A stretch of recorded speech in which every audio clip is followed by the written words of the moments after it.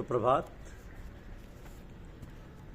कृपा भई तब जानिए जब दिखे अपना दोष। कृपा भई तब जानिए जब दिखे अपना दोष। यह हमारी आज की आध्यात्मिक चर्चा का विषय। संसार में सभी प्रकार के प्राणी हैं, अच्छे भी बुरे भी। हमें अपने को ऐसा बनाना चाहिए कि किसी के दुर्गुण, किसी की बुरी आदत एवं बुरा स्वभाव ना देखें। मन का ऐसा स्वभाव है कि वह जिसका स्मरण करता है, जिसको जितनी देर याद करता है, उतनी देर वह तदाकार बन जाता है और उसका स्वरूप ग्रहण कर लेता है। उतनी देर तक वह उसका गुण या दुर्गुण, जिसको बाद में वो सोचता है कि वह याद करता है, उसके हृदय में उसी का प्रभाव रहता है और उसी में वो तल्लीन रहता है। उतनी देर वह वही बन जाता है। इसलिए कभी किसी की बुराई, किसी का दुर्गुण नहीं देखना चाहिए। और इस प्रकार का स्वभाव बन जाने से वह दुर्गुण या आदत हमारे अंदर भी आ जाएगी। इसलिए महापुरुषों का कथन है कि किसी का दुर्गुण, किसी की बुराई मत देखो और न बुराई किसी की करो, वरना तुम भी उसी में लिप्त हो जाओगे और बुरे बन जाओगे। इसलिए सर्वदा शुभ संकल्प करो और सब में निहित शुभ को ही देखने की आदत बनाओ। उसमें जो अच्छाई है उसी को ग्रहण करो। इसलिए सत्संग में, कथा वार्ता में बतलाया जाता है कि अपने मन को खाली मत रहने दो।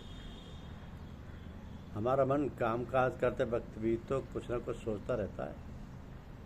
तो अच्छा यही है कि भगवत स्मरण करने की, अपने इष्टदेव को याद करने की, राम नाम लेने की, या भगवान का जो नाम हमें प्रिय हो उसे हर समय याद करने की, जप करने की हम आदत डालें।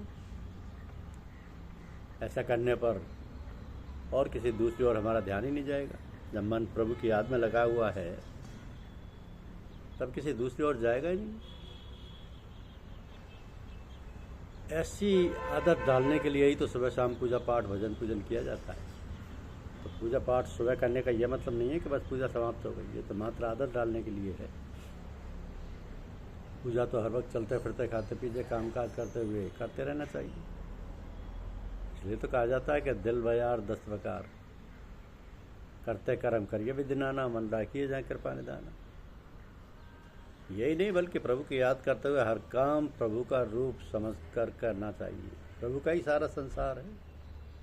हम जो कुछ करते हैं प्रभु के लिए करते हैं। सब कुछ, द्वार, घर, बाल बच्चे उसी के हैं। उन्हीं की सेवा शुश्रूषा करना, ये सब पूजा ही तो है।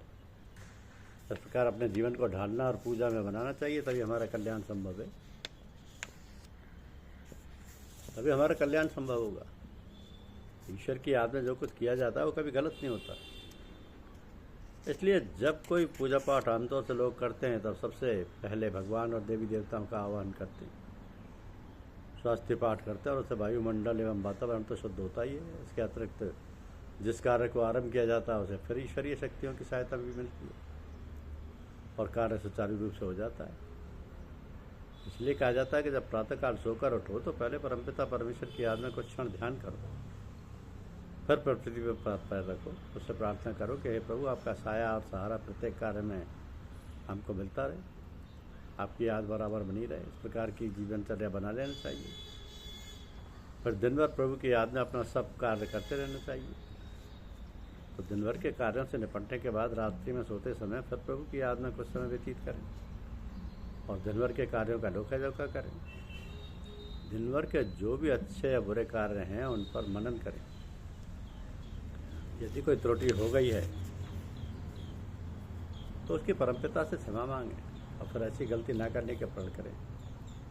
यही नहीं, जो अच्छे कार्य हुए हैं उसके लिए भी परमपिता से कहें कि आपकी दया कृपा के ही कारण ऐसे धर्म कार्य हो सके।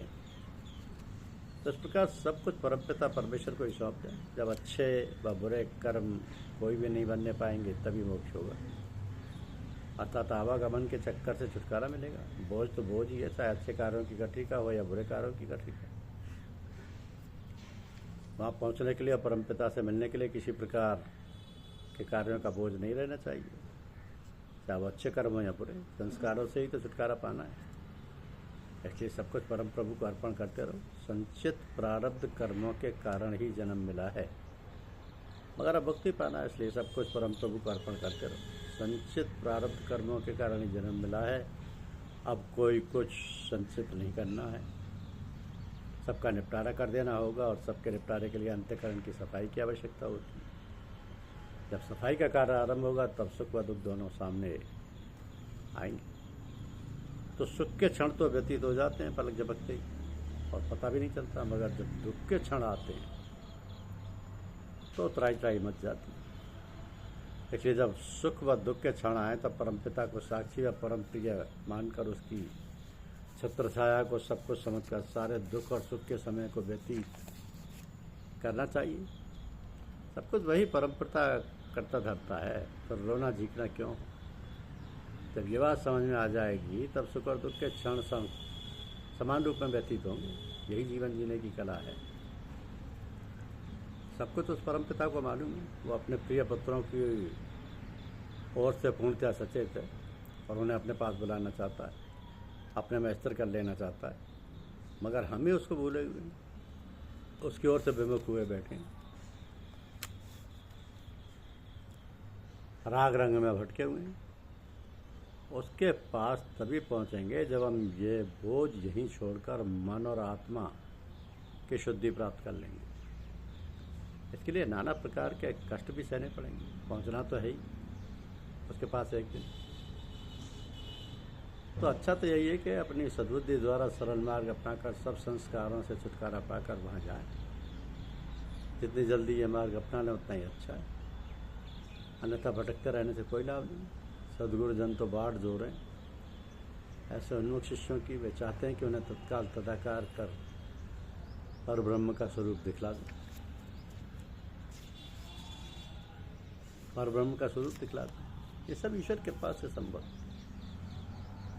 वो तो परमपिता है और सबका भला करते हैं, सब पे कृपा करते हैं।